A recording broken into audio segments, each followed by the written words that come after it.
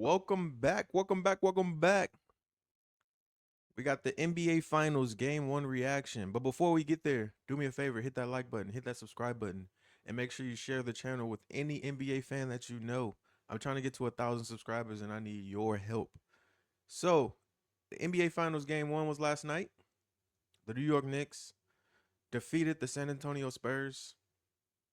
It ended up being like a 10-point game. Let me get the exact score. Yes, exactly was a 10-point game. 105 to 95. And what was a terrible game you would actually want to go back and watch film on. Nobody really had it going except for Dylan Harper, maybe you could say.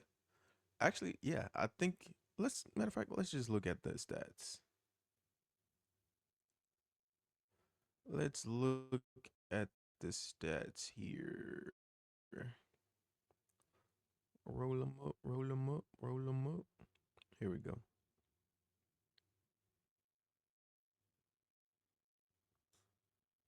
Knicks 105, Spurs 95.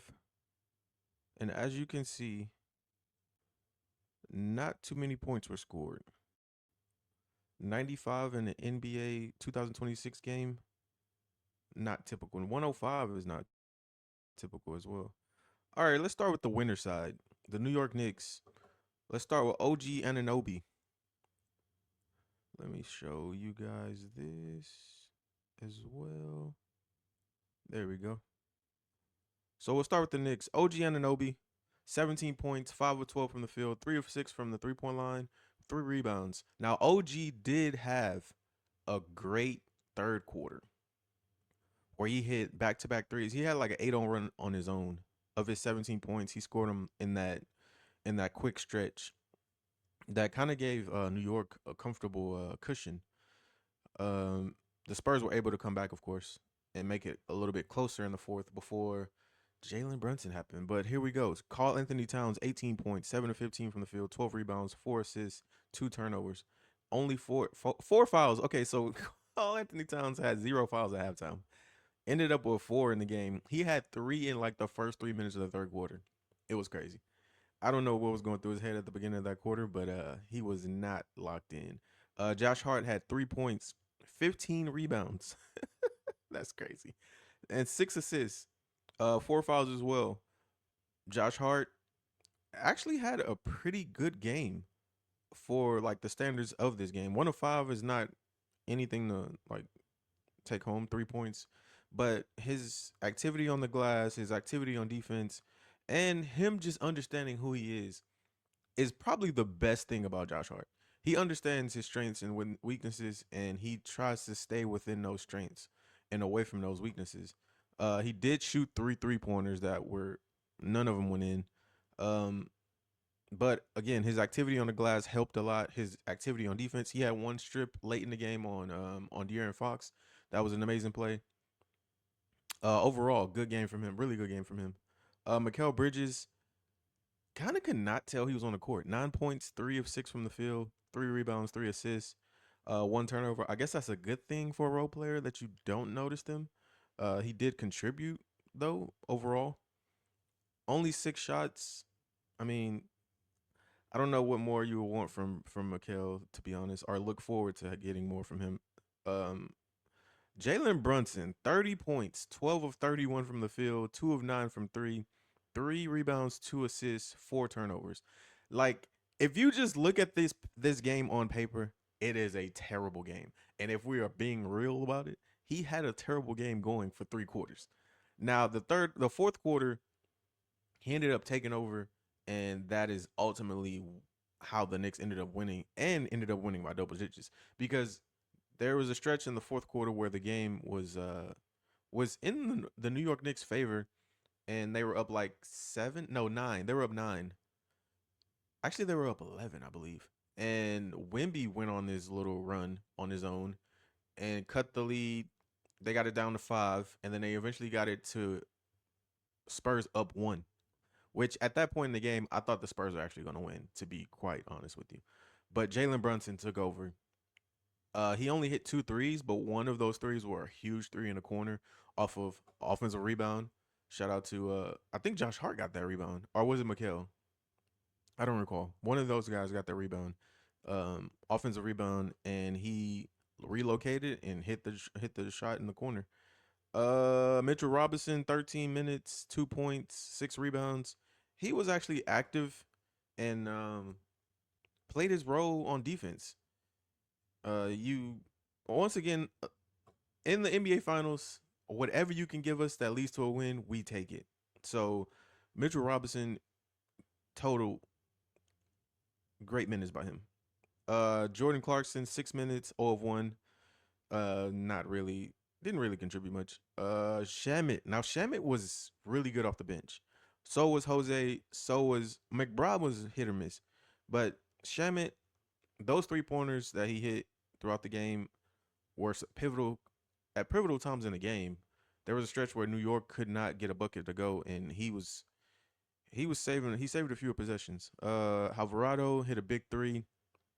I remember that shot at the wing, 3 of 6 from the field. McBride hit a couple 3 pointers, but for the most part, his shot was not falling. Once again, both teams did not shoot well. New York shot 41% in a game that they won by 10 from the field, 31% from three. They did make 11 3 pointers. On the other hand, San Antonio, same thing, 11 3 pointers made, 43 attempts. They only shot 36% from the field. Now, for the Spurs, Julian Champagnie, this is like the opposite of Brunson, where you look at this and it's like, oh, for Brunson, 31 shots to get 30 points, not too good. But if you watch the game, they needed every bit of it.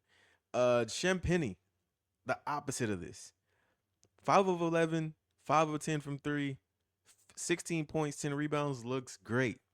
He was great in the first half. In the second half, and in late in the second quarter, I personally think he was oral farming for like these big go ahead shots, and he was just taking some stupid threes. To be honest, he started off hot, and because of that, he started acting like Russell Westbrook. Shout out to Russell Westbrook, random straight, but he started to act like him. Like once you see 2 or 3 go in, you just get trigger happy, and he would just throw like immediately after his fourth, was it fourth made 3 pointer or third? I forget, but immediately after that 3 pointer, he just started hoisting them. Like bad balance. Probably wasn't even looking at the goal when he caught the ball. His mind was just made up that he was shooting it. Now the elephant slash alien in the room. Victor Wembanyama played 38 minutes, scored 26 points. He was 6 of 21 from the field, 2 of 9 from the 3 point line. He got majority of those points at the free throw line. He did grab 12 rebounds, had 2 assists, but had 6 turnovers. One turnover that stuck out greatly in my mind was late in the fourth. He tried to make a move off the dribble, threw the ball off his foot. First time in this playoffs that he looked like a big trying to dribble, that I can remember at least. Uh, Again, 26 points on the surface looks good. The 6 of 21, it felt how it looked. Or should I say, it felt how it looks. 6 of 21 was nasty. Now, there was a stretch in the game where Brunson was 7 of 21. But again, as I said before, the NBA Finals, everything matters towards a win. If you don't win, it kind of does not matter. Like, we're at the stage of efficiency is out the window. We don't really care about efficiency. As long as you get the win, that's all that matters. To be honest, that's how every game should be played. But specifically right now, it's no, it's a tomorrow because it's a 7 game series. But in order to win that night, it's whatever it takes. And Victor was bad. 6 turnovers. A few of those turnovers were just like, bro, what are you doing? Why are you trying to dribble into crowded spaces? The Knicks were really active with their hands. I will say the refereeing was not an issue to me. Usually people like to complain about referees when their team loses. I didn't think either team had that gripe. Brunson was mad early in the first half because he kept getting injured and he thought like the ref should be calling fouls, which those plays were just fluke plays to be honest. The play where he rolled his ankle, he literally just came down on his own ankle and then somebody stepped on his ankle after he had already fell and the possession was like already over going the other way. He did get hit in the knee. That was scary. I thought the series was over when he started limping after that, and he went to the locker room. But luckily, he was able to come back. On that play, I think Shamit pushed Keldon Johnson into his leg, and yeah, I've seen that happen way too many times. And luckily, Brunson was on the good side of that, where he was able to come back. Another elephant in the room, De'Aaron Fox, you were trash as a scorer. Now in that first half, his uh his floor general, being a floor general, he was playing elite. I don't know why they stopped it in the second half. I guess the way the Knicks stopped over tagging the Wemby pick and roll kind of helped, and San Antonio kind of got away from the pick and roll in general and went more ISO heavy. I'm not sure why they were doing that, but it was not working. And in the first half, De'Aaron Fox, the playmaker, was working because nobody on the Knicks can stay in front of him. The problem with De'Aaron is with this ankle. Once he gets by you, he can't explode to score that well. And I think it kind of gets in his head. But all that aside, you gotta start scoring, brother. Like 7 points is not gonna cut it. 3 of 13 from the field is not gonna cut it. 0 for 4 from the 3 point line is not going to cut it. Now, another player that I think needs to up his scoring and his scoring aggression is Devin Vassell, who had 9 points, 4-11 from the field, 1 of 6 from the 3 point line, had 9 rebounds, 3 assists. Like a team game, team wise, they played real good team basketball, but I don't think that they executed well. Clearly, they didn't execute well enough offensively to take the game and end it. Because there was a stretch where the Spurs were up 14 points. They had a comfortable 14-point lead, and they just started jacking threes, and it did not go their way. From there, New York just got a groove and quite honestly never looked back. Devin Vassell, I've mentioned his stat line. Stephon Castle has 17 points, 7 of 16 from the field, 1 of 5 from three, 8 rebounds, 3 assists, 2 turnovers. Stephen had a cool game. I don't think he was necessarily good or bad either way. I think it was just like right down the middle. I do think that if they're going to do this 3 guard lineup with these 3 guys, we know their strengths, we know their weaknesses. I feel like they should lean into those strengths a little bit more. If Devin Vassell is your shooter, he needs to be taking more than 11 shots. And the 6 3 pointers, cool. I honestly would want to get it up to like 9 or 10 in this series, kind of matching Champagne's output. Cause Castle, I don't really want him shooting 5 3 pointers unless he's just making he's made 2 of 3 and then we can push it to 5. Outside of that, I don't really want him taking 3 pointers. Fox 0 for 4. You're getting good looks, but man, if you're not gonna make them, like, I mean, it's tough because they gotta shoot them. If we're being realistic, they gotta shoot them. They can make them, and especially at home, you want them shooting them with confidence and hopefully making them. Harrison Barnes played 12 minutes, 0 points, 2 rebounds, 1 assist. Eh, didn't really need much of that. Keldon Johnson. Now this was the huge problem. The bench for the Spurs were flat out. Remove Dylan Harper. They were trash. Insert Dylan Harper. They were bad. So Keldon Johnson gave you only 8 minutes as a 6 man of the year because he could not score and he could not rebound. He literally got no rebounds.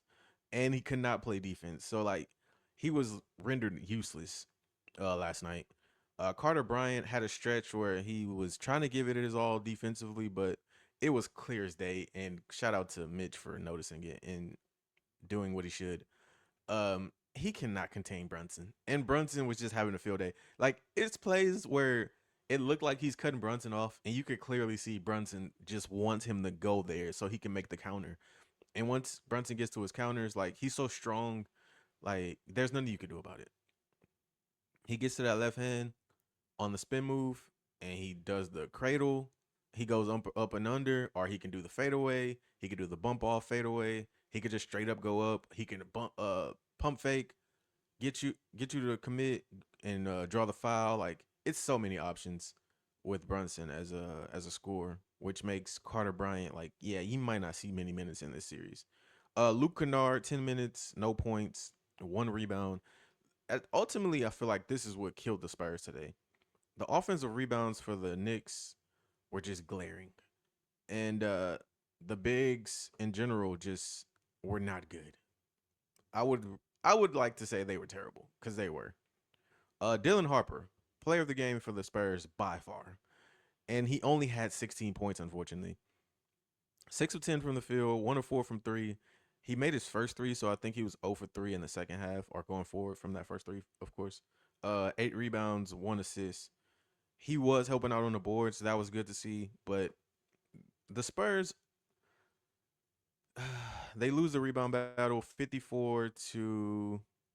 Actually, they won the rebound battle 54 to 49, which is crazy because they gave off so many offensive rebounds.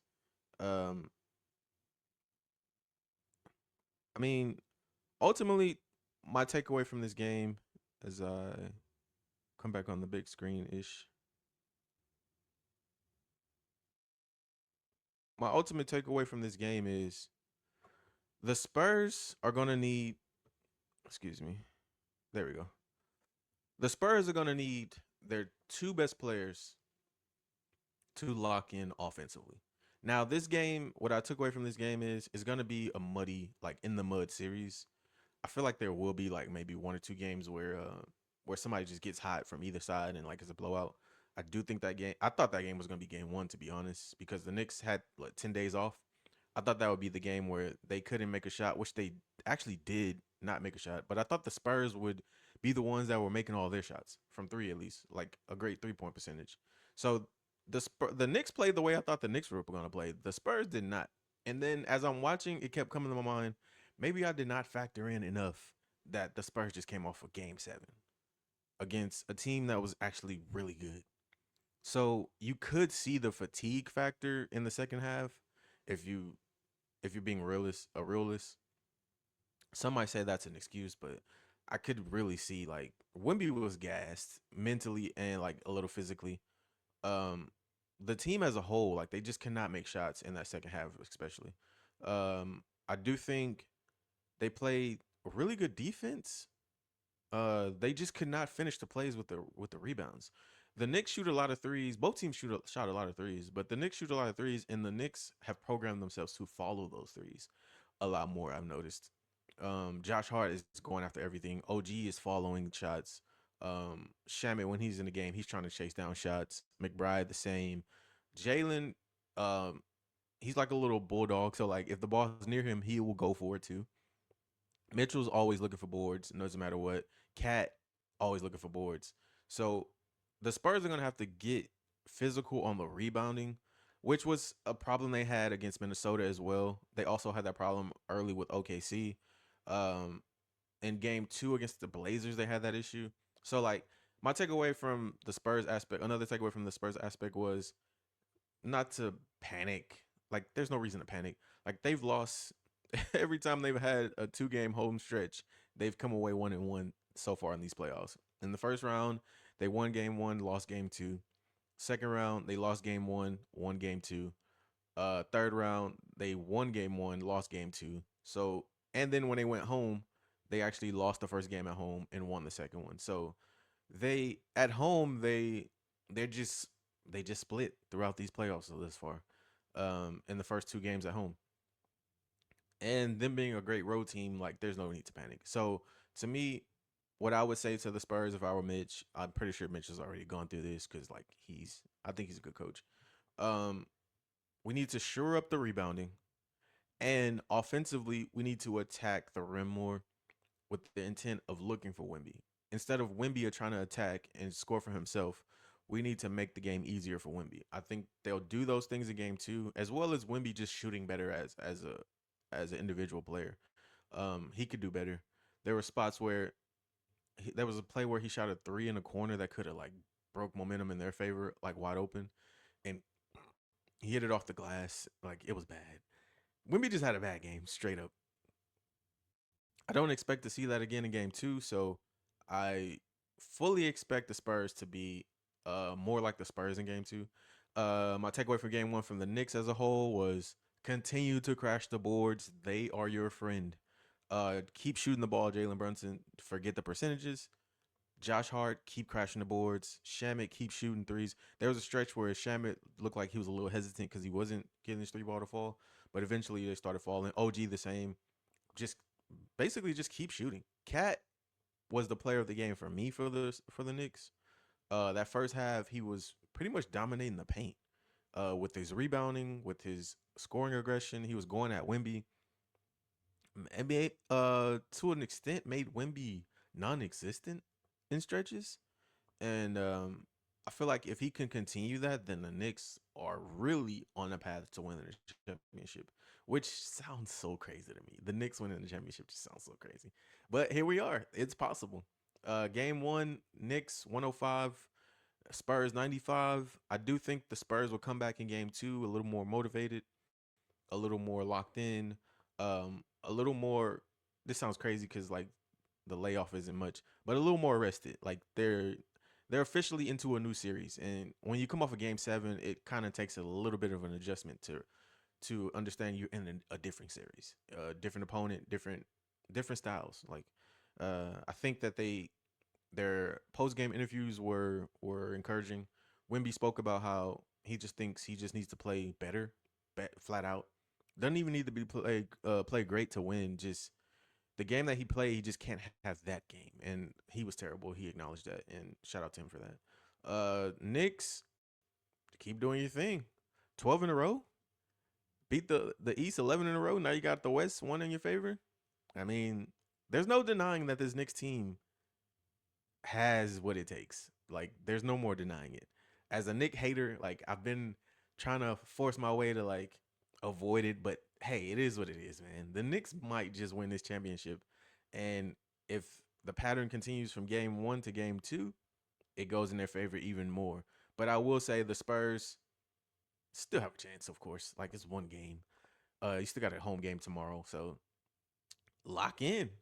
But thank you for tuning in. Do me a favor, hit that like button, hit that subscribe button, and until next time, peace.